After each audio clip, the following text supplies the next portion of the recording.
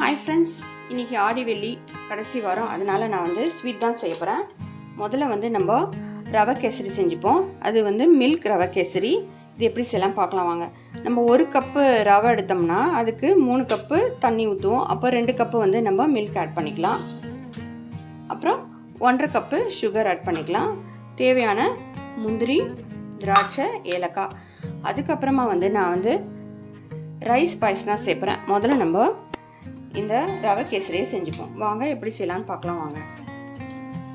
First நம்ம key add பண்ணிக்கலாம். Oil வேணாலும் ஆட் பண்ணிக்கோங்க.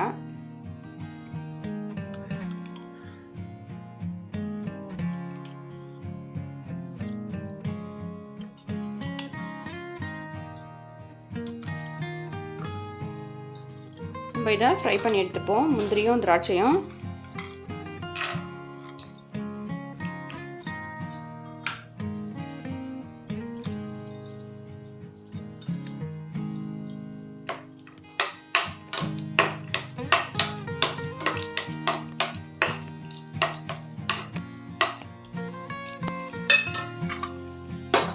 திராட்சையும் ஃப்ரை பண்ணி எடுத்துப்போம்.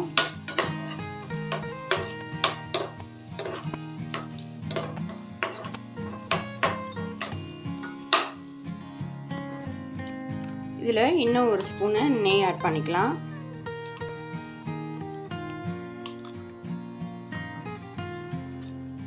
இந்த ரவையை இதில் போட்டுடலாம்.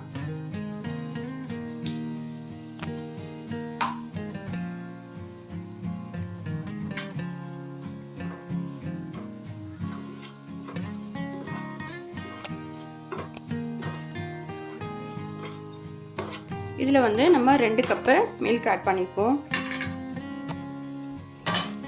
இப்போ மில்க் ஆட் பண்ணிக்கோங்க.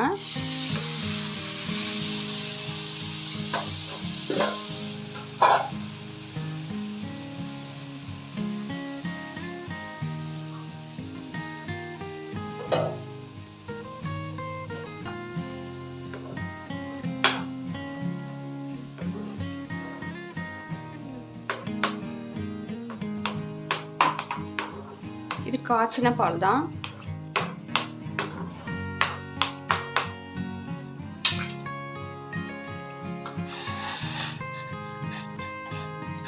சுடு தண்ணி 1 கப்பு ஆட் பண்ணிக்கோங்க.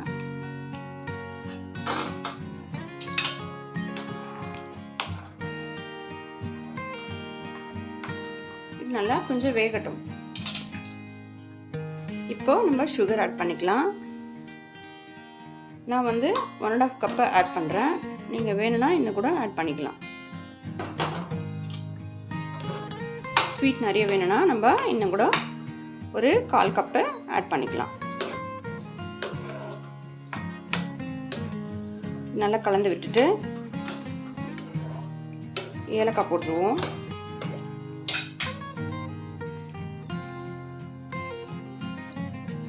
நான் இதில் கலர் போட போகிறதில்ல, நீங்கள் வேணும்னா ஆட் பண்ணிக்கோங்க. ஏலக்காய்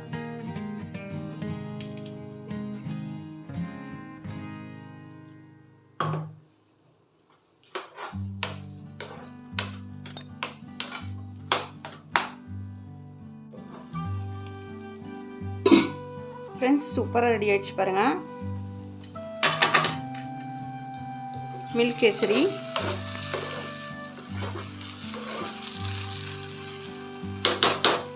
கலர் வேணா ஆட் பண்ணிக்கலாம். நான் வந்து கொஞ்சமாக குங்குமப்பூ தான் ஆட் பண்ணுறேன். சாஃப்ரான் இருந்தால் ஆட் பண்ணிக்கோங்க.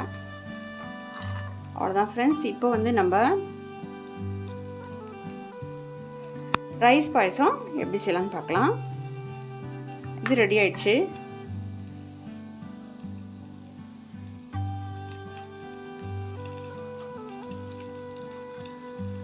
இப்படி தளத்தலன்னு இருந்தால் தான் கெட்டி ஆகாமல் இருக்கும். ஃப்ரெண்ட்ஸ், இப்போ நம்ம அரிசி பாயசம் எப்படி செய்யலாம்னு பார்க்கலாம். இதுக்கு வந்து நான் 1 கப்பு ரைஸ் எடுத்திருக்கேன், 1/4 கப்பு பாசிப்பருப்பு எடுத்திருக்கேன், அப்புறம் வந்து ஒரு 1.5 கப்பு வெல்லம், அப்புறம் ஏலக்காய், அப்புறம் கொஞ்சம் முந்திரி, திராட்சை. வாங்க எப்படி செய்யணும்னு பார்க்கலாம். இது வந்து நான் ஒரு 1/2 அன் ஹவர் ஊற வச்சுருக்கேன். இதை நம்ம அரைச்சி எடுத்துக்கலாம். கொஞ்சம் ரவை பதத்துக்கு அரைச்சிக்கோங்க, மையம் அரைக்காதீங்க.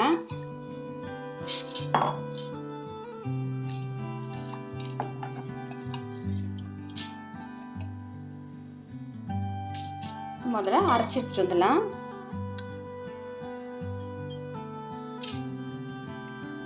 நம்ம வந்து ட்ரையாக ரோஸ்ட் பண்ணி கூட அரைக்கலாம், ஊற வச்சும் அரைக்கலாம்.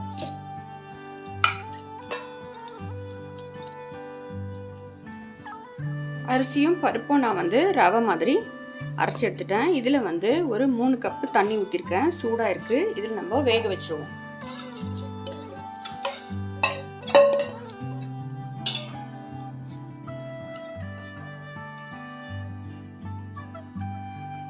இதுக்கு வந்து நம்ம தேங்காய் பால் கூட ஊற்றலாம். நான் வந்து சாதாரண மில்க் தான் ஊற்ற போகிறேன்.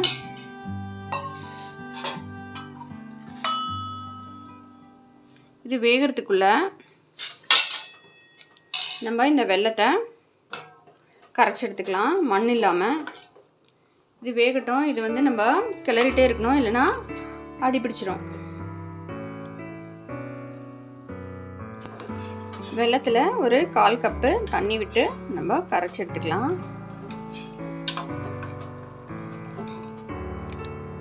இப்போ ரைஸு நல்லா வெந்துடுச்சு. இதில் நம்ம வெல்லத்தை சேர்த்துக்கலாம்.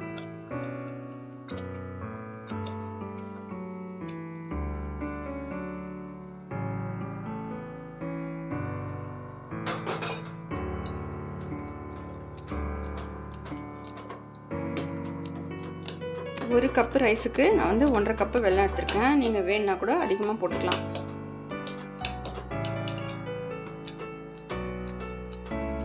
அவ்வளோதான் ஃப்ரெண்ட்ஸ், ரெடி ஆயிடுச்சு. இது கூட ஏலக்காய் கொஞ்சம் போட்டுக்கோங்க.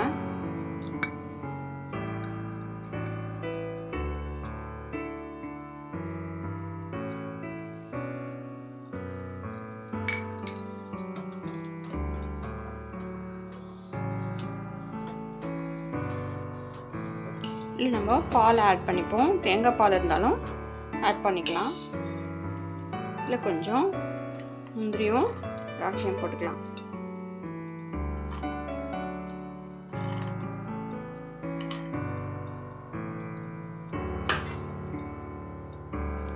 அவ்வளோதான் ஃப்ரெண்ட்ஸ், சூப்பராக ரெடி ஆயிடுச்சு. இது கூட நம்ம வடை செஞ்சுக்கலாம். அப்புறம் நம்ம மாவிளக்கு ஏற்றலாம், பூஜைக்கு. நீங்களும் இந்த மாதிரி செஞ்சு பாருங்கள். இது கூட பால் ஆட் பண்ணிக்கோங்க. கொஞ்சம் ஆறணுன்னா ஆட் பண்ணிக்கலாம்.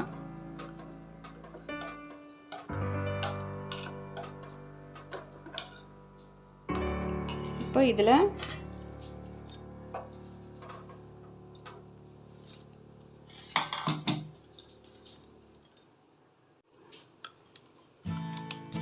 நெய்யில் கொஞ்சம்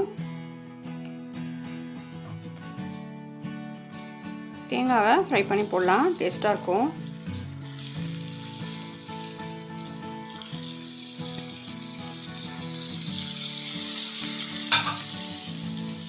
தேங்காய் பால் இருந்தாலும் ஊற்றிக்கோங்க.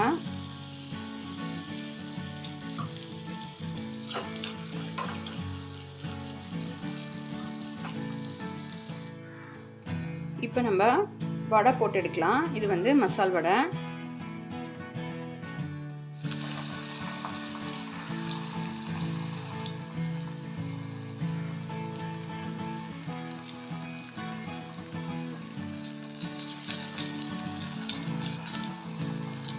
அவ்வளோதான் ஃப்ரெண்ட்ஸ், எல்லாம் முடிஞ்சிச்சு.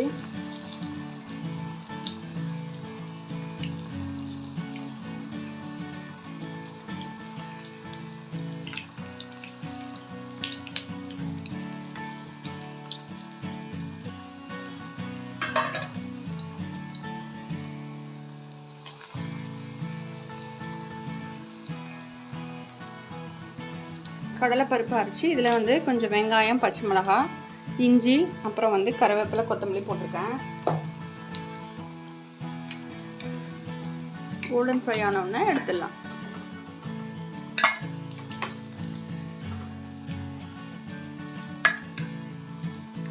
ஃப்ரெண்ட்ஸ், ஆடிவெள்ளிக்கு சூப்பராக அருமையாக மில்க் கேசரி, அதுக்கப்புறமா வந்து ரைஸ் பாயசம், வடை இதை வச்சு பாருங்கள்.